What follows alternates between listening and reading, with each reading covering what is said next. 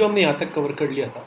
सुबह हमने कहाँ तक कवर किया था? सुबह हमने पढ़ा था आपका मिशन सागर तक हमने कवर कर लिया था। अभी जो हम पढ़ेंगे one nation one ration card scheme. ठीक है ना? ये एक पीडीएस स्कीम है। एक ही नेशन का एक ही कार्ड रहेगा। ये स्कीम है, इंश्योर करती है मतलब कि बेनिफिशियरी स्पेशली माइग्रेंट के लिए, जो माइग्रेंट हमारे वर्कर थे उनको बेनिफिशियरी देने के लिए स्पेशली फोकस करती है। पीडीएस शॉप के लिए है। आप अपनी चॉइस से किसी भी राशन कार्ड पे जो आपका आधार लिंक जो आपके राशन कार्ड्स हैं कहीं से भी आप कुछ भी खरीद सकते हैं। और ये मिनिस्ट्री ऑफ कंज्यूमर अफेयर की है। ठीक है ना? उसकी ये स्कीम है, people will only eligible for the subsidy support by the centre such as those under national food security act 2013। जो आपका एक्ट है नेशनल फूड सिक्योरिटी, उसके अंदर जो भी आपको सब्सिडीज़ प्रोवाइड की जा रही हैं उसकी आप सब्सिडीज़ को इस एक्ट के अंदर मतलब one nation one ration card से आप कहीं पे भी अवेल कर सकते हैं स्कीम को। ठीक है ना? जो माइग्रेटिंग वर्कर है वो 50% जो उनका फैमिली कोटा है, जैसे उनकी वाइफ रहती है गांव में, वो रहते हैं शहर के अंदर। ठीक है ना? तो वो अपने 50% कोटे का उसका यूटिलाइज करके और तो यूटिलाइज कर सकते हैं। 50% उसकी वाइफ कर सकती है जो गांव में रहती है जहाँ का उसका राशन कार्ड है। अभी रिसेंटली यूपी और बिहार गवर्नमेंट ने ज्वाइन कर गया इस स्कीम को, और रिसेंटली 17 स्टेट और यूटी से इसको ज्वाइन कर गए हैं। इससे क्या होगा, इंक्लूडिंग द इंटर स्टेट जो आपकी पोर्टेबिलिटी है, आपकी जो आपकी आईएमपीडीएस स्कीम के अंदर आती है, वो और भी बढ़ जाएगी, क्योंकि इस स्टेट भी मान लेगा ये भी स्टेट मान लेगा, तो इंटर ऑपरेटिबिलिटी इसकी इंक्रीज हो जाएगी। तो ये क्या होगा, इसमें क्या है, इंटर स्टेट आपका पोर्टेबिलिटी इन द एवरिथल पोर्टल, एक पोर्टल बनाया गया अन्ना करके, अन्ना वितरल एक पोर्टल बनाया गया, उसके अंदर आप जाके रजिस्टर्ड कर सकते हैं और आपको सब्सिडाइड फूड फिर मिलना स्टार्ट हो जाएगा। जैसे आप स्विच कर गए बिहार से दिल्ली आ गए तो इस पोर्टल के अंदर जाके आप रजिस्टर्ड कर सकते हैं और आपका जो राशन कार्ड हो जाएगा one nation one ration card के उसमें ऑथेंटिकेशन हो जाएगा, आधार कार्ड से कर सकते हैं। ये कुछ स्कीम के अंदर कुछ चीज़ें हैं। फिर आती है राशन कार्ड। राशन कार्ड क्या होता है? ये अंडर स्टेट गवर्नमेंट इसे बनाती है।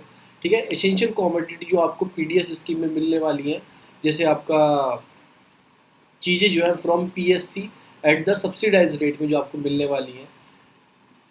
ठीक है ना? स्टेट गवर्नमेंट इशू आपको डिस्टिंक्ट राशन कार्ड बनते हैं, जैसे एपीएल हो गया आपका, above the poverty line, below the poverty line, एक अंत्योदय फैमिली के लिए। अंत्योदय फैमिली क्या होता है कि पुअरेस्ट ऑफ द पुअर होता है अंत्योदय जो फैमिली होती है।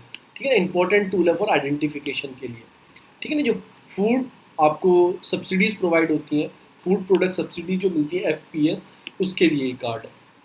उसके बाद आता है आपका आईएमपीडीएस। आईएमपीडीएस का मतलब क्या है? Integrated management of public distribution system. ये सेंट्रल सेक्टर एक स्कीम लॉन्च हुई थी।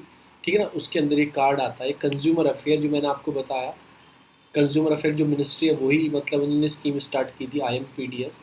ठीक है ना? For the implementation of national wide आपका portability in the food grain, मतलब नेशनल वाइड डिस्ट्रीब्यूशन हम कर पाएँ फूड गेन का, जो एक्ट के अंदर आता है, नेशनल फूड सिक्योरिटी एक्ट 2013 के अंदर आता है। ये हम क्या कर पाए, देखो हमने एक स्कीम स्टार्ट की और एक नेशनल आपका पोर्टेबिलिटी बनाना है इन्हें। ठीक है ना? कि नेशनल वाइड सप्लाई कर पाए हम फूड ग्रेन को अंडर सब्सिडी रेट में। अंडर कौन से एक्ट से? National food security act. National level data जो आपका रिपोजिटरी होगा वो आधार बेस्ड होगा, मतलब जो भी डाटा आपका डिपॉजिट होगा आपका, तो एक आधार बेस्ड लिंक होगा, सारा डाटा आपको पता लगता रहेगा कि कहाँ पे कितना यूटिलाइजेशन हो रहा है। अब नेशनल फूड सिक्योरिटी एक्ट क्या है? ये 2013 में आया था, आपका एनएफएसए एक्ट है ये। दिस वाज द शिफ्ट, मतलब कि एक तरह से फूड सिक्योरिटी की तरफ मूव करने की बात की गई थी कि सबको खाना मिले, राइट टू फूड। इसलिए तो इस एक्ट में क्या आपको पीडीएस में सब्सिडाइज फूड मिलता है। 75% रूरल में लोग इसको यूटिलाइज करते हैं और 50% अर्बन के लोग इसे लेते हैं। ये टारगेट पब्लिक डिस्ट्रीब्यूशन सिस्टम जो है उसके अंदर आपको फूड प्रोवाइड दिया जाता है पीडीएस के अंदर। इसमें आपको 3 रुपये किलो चावल और वीट 2 रुपये किलो के हिसाब से, और मतलब कोर्स गेन मतलब कुछ अलग से बाजरा वाजरा ये सब मिलता है, वो 1 रुपये केजी आपको दिया जाता है। सेंट्रल और स्टेट गवर्नमेंट दोनों साथ मिलकर रिस्पॉन्सिबल है इसको यूटिलाइज कर, मतलब कि इस एक्ट को चलाने के लिए। अब सेंट्रल गवर्नमेंट कैसे रिस्पॉन्सिबल है? वो एलोकेशन करती है फूड ग्रेन का टू स्टेट, फूड प्रोवाइड करवाती है। मतलब जो पीडीएस आपका फूड से आपका राइस है, वीट है, वो सेंटर स्टेट को प्रोवाइड करवाता है। और स्टेट क्या करती है? उसकी डिलीवरी करती है फूड की, जो आपकी शॉप्स हैं, गोदाउन्स हैं, उन पे डोर स्टेप डिलीवरी करती है फेयर प्राइस शॉप तक।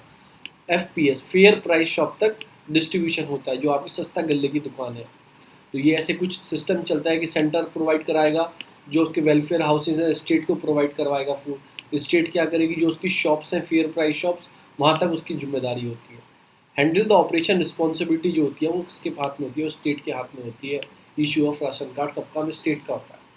अभी टारगेट पब्लिक डिस्ट्रीब्यूशन सिस्टम क्या है, 1997 में स्टार्ट हुआ था, ठीक है ना। इसमें 2 कैटेगरी में बांटा गया था लोगों को, एक तो बिलो द पॉवर्टी लाइन, एक अबव द पॉवर्टी लाइन, बस इतना याद रखना।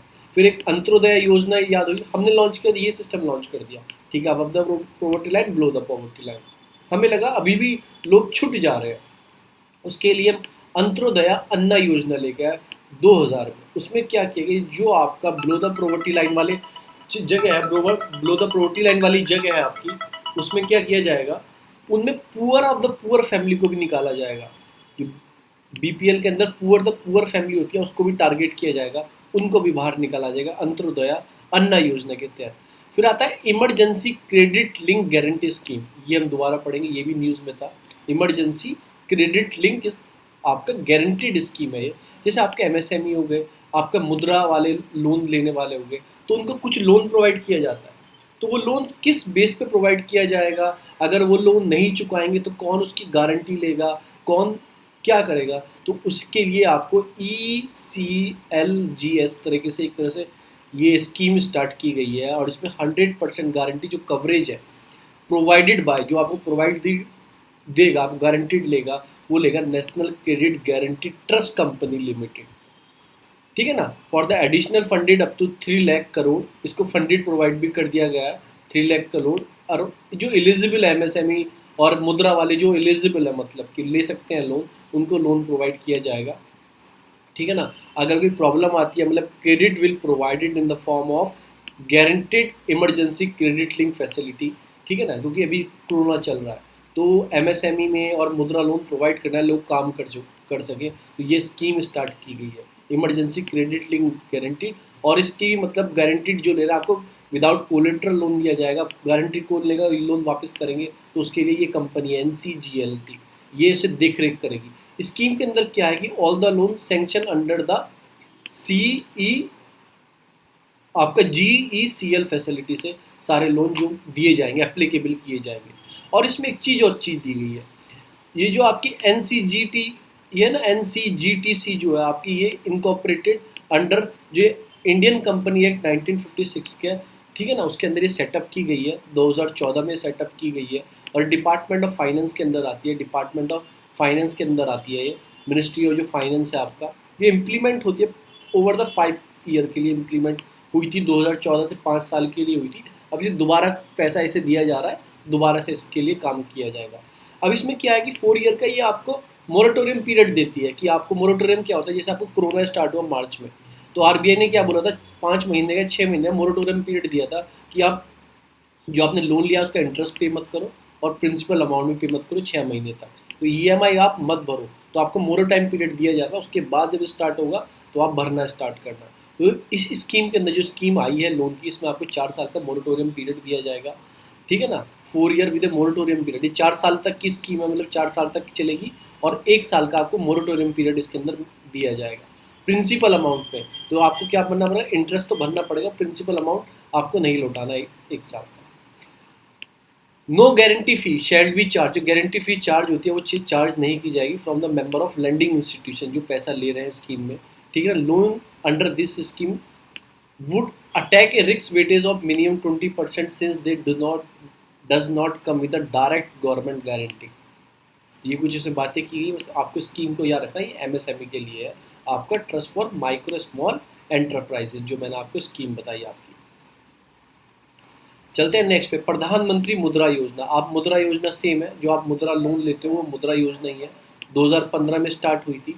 और ये नॉन कोऑपरेटिव स्मॉल जो बिजनेस सेक्टर होते हैं ना, ठीक है ना, उनको मतलब फाइनेंस फैसिलिटी प्रोवाइड करती है, प्रमोट करती है, कि मतलब कि इंश्योर करे बैंक, आप मुद्रा लोन पे जाना और वहाँ पे जाके मतलब जो उनका पोर्टल है उस पर जाके आप लोन का अप्लाई करना। ये इंश्योर करते हैं जो बैंक होते हैं फाइनेंशियल वाले, ठीक है ना, ये फंड मतलब कि to unfund segment of the economy, मतलब कि ये जो अनफंडेड जो सेगमेंट है इकोनॉमी का उसको फंड प्रोवाइड करे, जो रह गया जैसे फंड नहीं मिलता है, शिशु लोन है, किशोर लोन है, इसमें तरुण लोन है इसमें। और कोलेटरल सिक्योरिटी नॉट मैंडेटरी, जो आप गिरवी चीज़ें रखोगे कोई चीज़ मैंडेटरी नहीं है, कोई चीज़ भी मैंडेटरी नहीं है, ठीक है ना। Activity allied to agriculture and services support, this has been including under the scheme from 2016 से। इसमें पहले क्या था, पहले किसी मतलब जो रोड साइड होते हैं आपके इनफॉर्मल इकनॉमी वालों को लोन प्रोवाइड करती थी। उसके बाद जैसे आपको एक चाय का खोखा लगाना है तो आप अप्लाई कर दोगे, मुझे ऐसे बिजनेस बढ़ाना है तो मैं मुद्रा योजना में जाके मैं मुद्रा लोन के लिए अप्लाई कर दूंगा, मुझे कुछ पैसे मिल जाएंगे, मेरी जो कॉपी होगी बैंक के पास पहुंच जाएगी, बैंक मुझे लोन प्रोवाइड कर देगा थोड़ी इंक्वायरी करके। तो पहले वहीं तक सीमित था, उसके बाद 2016 में इसमें क्या एग्रीकल्चर सर्विसेज को भी ऐड कर दिया गया। अब मैंने आपको credit guarantee fund trust for micro small enterprises बताया था, CGTMSE जो स्कीम है आपकी, CGTMSE जो है funded which provide guaranteed for the loan, जो गारंटीड देती है कि लोन आपको मिलेगा, जो MSME को लोन गारंटीड मिलेगा, MSE को लोन गारंटीड मिलेगा।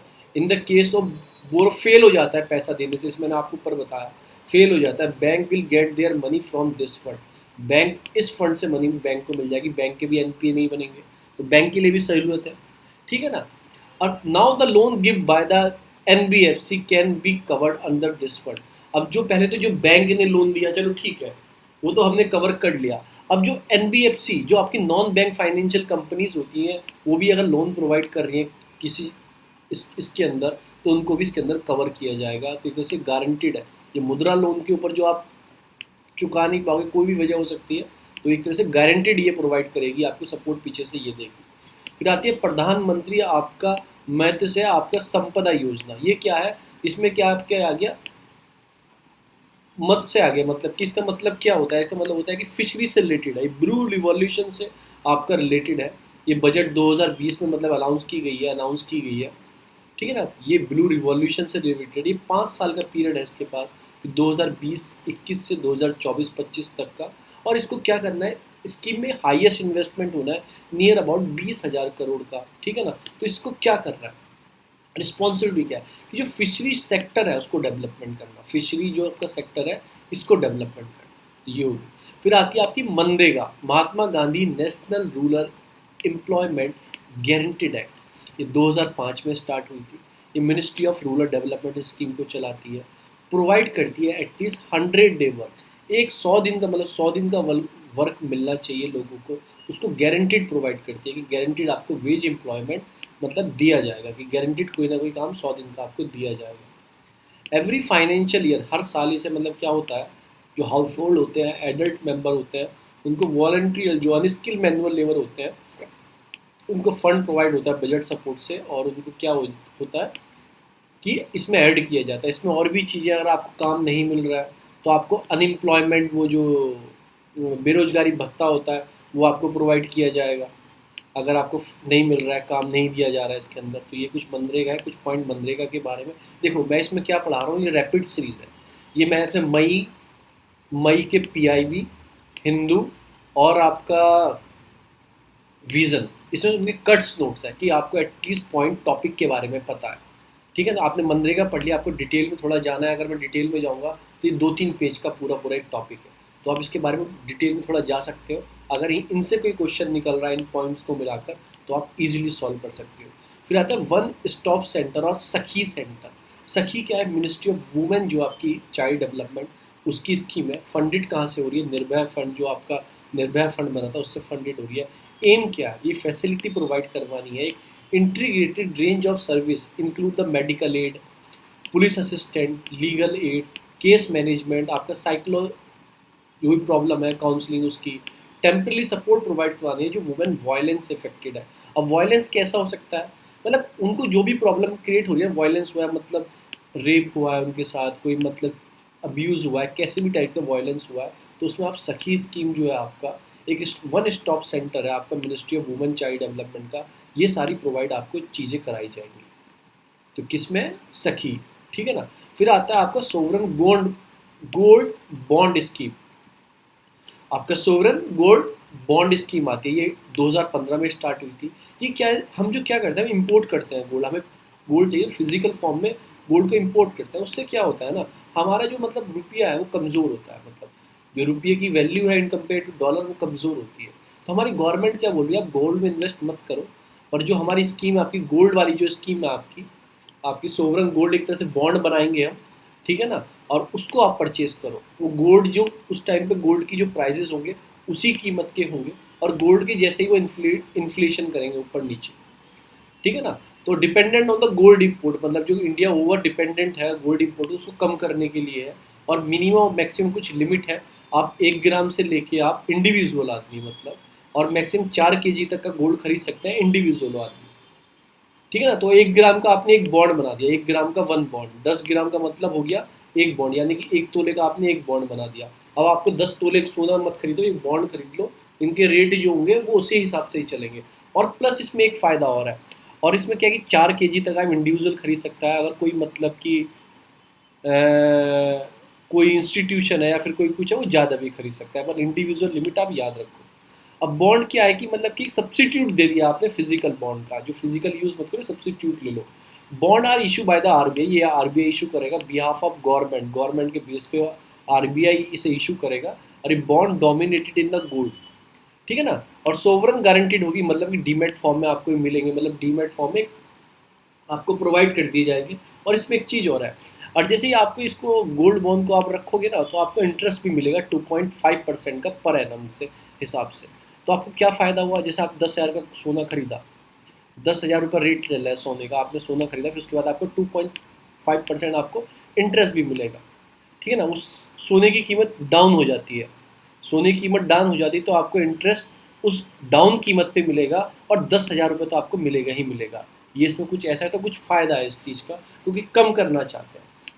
प्रिंसिपल इन्वेस्टमेंट अमाउंट है, मतलब कि इतने एनुअली आपको मिलेगा।